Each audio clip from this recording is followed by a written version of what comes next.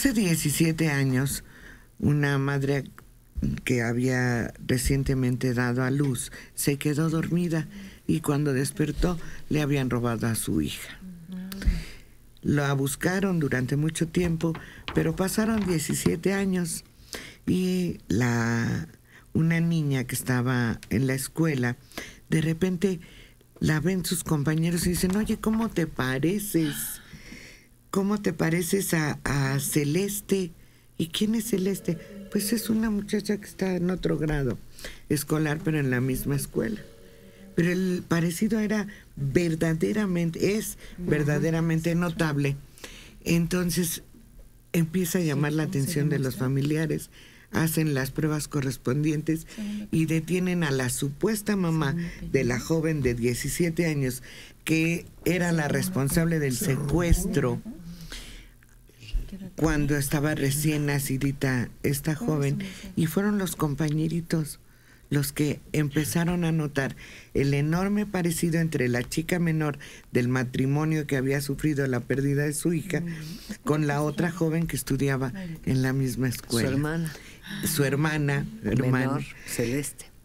Y gracias a eso pudieron denunciar ante las autoridades a la secuestradora y ha sido detenida, y las niñas pues vuelven a estar juntas.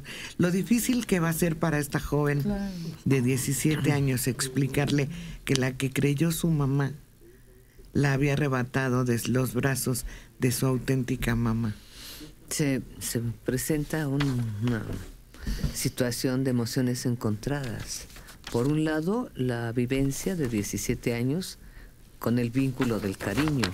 Por otro lado, la rabia, la indignación y el odio por haberla separado de su familia nuclear. Y ya ahí, pues, lo que puede ganar es la capacidad de adaptación de esta joven. No hay forma de explicarle, ahí están los hechos. Y que la familia la arrope, la cubra, no como la niña que perdieron hace 17 años, sino como la joven de 17 años con otra historia, pero que puede adaptarse a la historia actual de su familia. Y cuya madre, entre comillas, falsa madre, va a estar en la cárcel. Claro. Muchos años. Afortunadamente.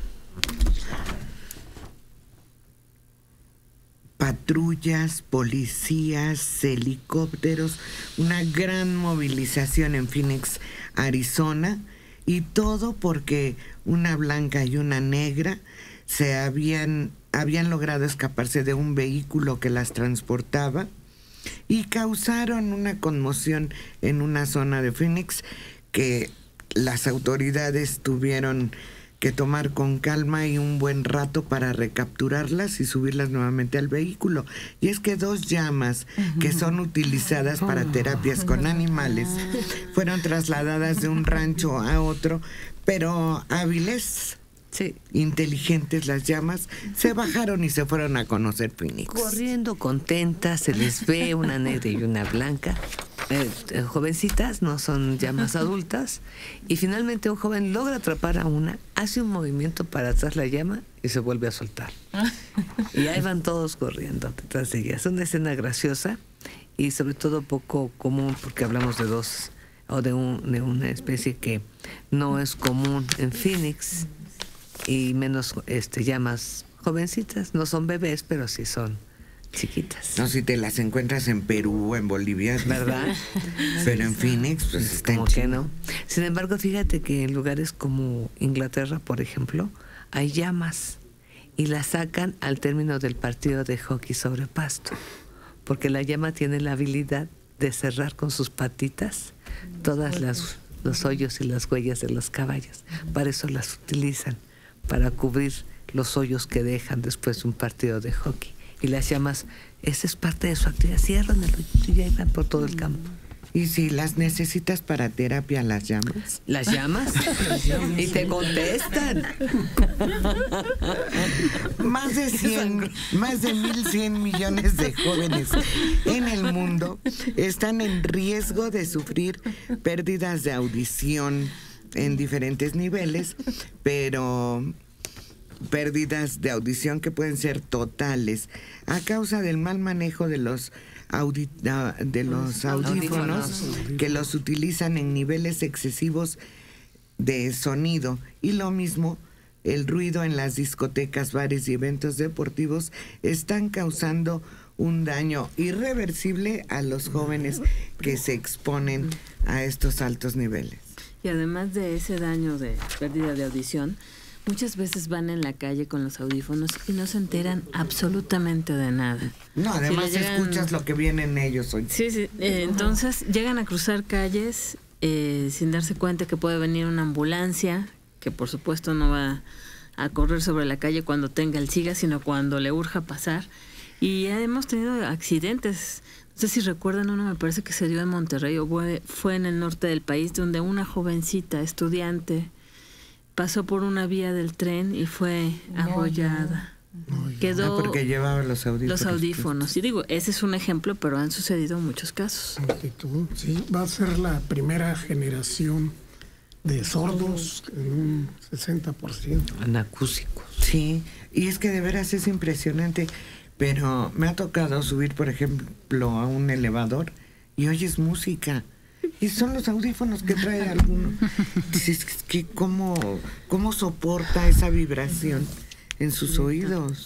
Si tomaran conciencia de lo importante que es este órgano y de cómo muchos niños y familias de estos niños se enfrentan a una anacusia o hipoacusia, que sería sordera total o un déficit auditivo, desde pequeños, y todo el camino y todo el calvario que padecen, tomarían más en cuenta su salud y agradecerían tener la posibilidad bilateral de escuchar. No se dan cuenta del daño irreversible que están causando. Y bueno, pues por otro lado es el mejor pretexto de no te oigo, mamá. ¿O qué dijiste? Sí, pero ojalá algunos de estos chavos tuvieran la oportunidad de visitar uno de estos centros de rehabilitación auditiva para que vieran el sufrimiento de los chiquitos, las cirugías a las que se tienen que someter, el costo tan alto, elevado, económico que tiene, emocional, y el desgaste de los padres. Porque el problema no es tener un hijo discapacitado.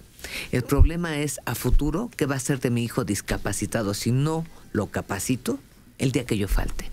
Ese es el problema. Y estos chavos que tienen toda la posibilidad de disfrutar la música de la vida, que son los sonidos cotidianos para mí, hacen todo lo posible por aislarse, cortar la comunicación y provocarse un daño irreversible. Qué pena. Y hay actos heroicos todos los días en nuestro país. En una calle llamada Violetas de la colonia Ampliación La Hacienda, esto en Jalapa, Veracruz, un niño encendió un cerillo y de inmediato provocó el fuego que se propagó inmediatamente por toda su casa, solo que en esa casa estaban él y 3 de sus hermanitos. 8, 4, 3 años y un bebé de 5 meses. De 8 años es la hermanita mayor, y ella, al darse cuenta de lo que estaba sucediendo, en un acto verdaderamente heroico, porque a los 8 años no los mueve sino el cariño, el amor y la responsabilidad a tan corta edad, logra salvar a sus 3 hermanitos de las llamas. La casa se consumió prácticamente por completo, y es que la mamá había salido a comprar tortillas y los había dejado solos. Menos mal no los dejó encerrados. Sí.